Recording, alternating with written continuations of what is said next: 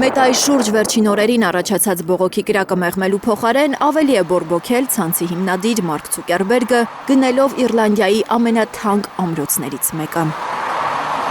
Սթրենգլի 19-րդ դարի ամրոցը, որի վրա էր շատ միլիոնատերերի աչքը, Ցուկերբերգը իրենով է արել 30 միլիոն եվրոյով։ Դե իհարկե մեր երեխաների առողջության հաշվին, այսպես են մեկնաբանում Ցուկերբերգի նոր թանկարժեք գնումը դեռահասների ծնողները։ Հարյուրավոր ամերիկացի ծնողների ցուցմունքներով իրենց երեխաները տառապում են Ցուկերբերգի հիմնած Մետայի ալգորիթմների պատճառով։ Նրանք մեղադրում են Մետային երեխաների անձնական տվյալների գաղտնիության իրավունքը ոտնահարելու, փողի համար դեռահասների հոգեկան առողջությունը վնասելու համար։ Մեղադրող կողմը Միացյալ Նահանգները պնդում է, որ Մետան, որի մեջ է մտնում Facebook-ը, Instagram-ը, WhatsApp-ն ու Threads-ը, դիտավորյալ մշակել են այնպիսի ալգորիթմներ, որոնք կախվածություն են առաջացնում։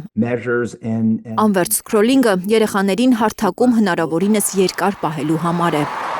Այս մեղադրանքներով դեռ 2023-ին է Մետայի դեմ հայց ներկայացրել ամերիկյան 30 նահանգ, դատավարությունը այս շաբաթ է սկսվել։ Որպես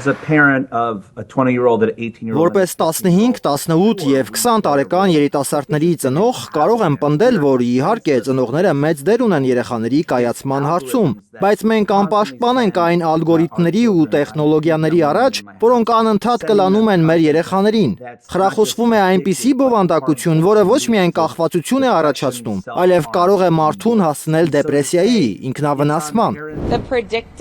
Մետայի հետ կապված իր անձնական ողբերգությունն ունի այս կինը, որի որդին կյանքին վերջ է տվել, երբ իր հին ֆեյսբուքյան ինտիմ տեսանյութը օգտատերերից մեկը պահպանել է ու սպառնացել հրապարակել։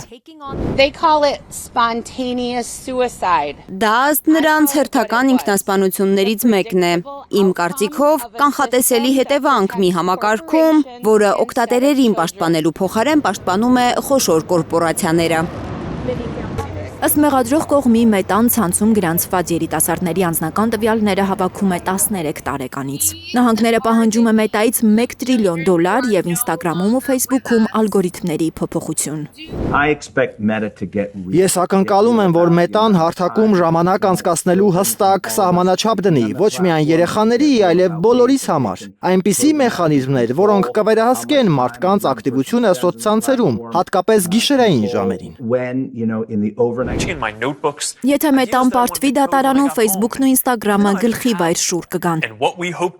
Բայց ընկերությունը չի ընդունում իր դեմ առաջադրված ոչ մի մեղադրանք։ Մենք կապացուցենք մեր նվիրվածությունը երիտասարդներին, հայտարարել է Մետայի մամուլի խոսնակը։ Լիլիթ Գասպարյան, Հայլուր։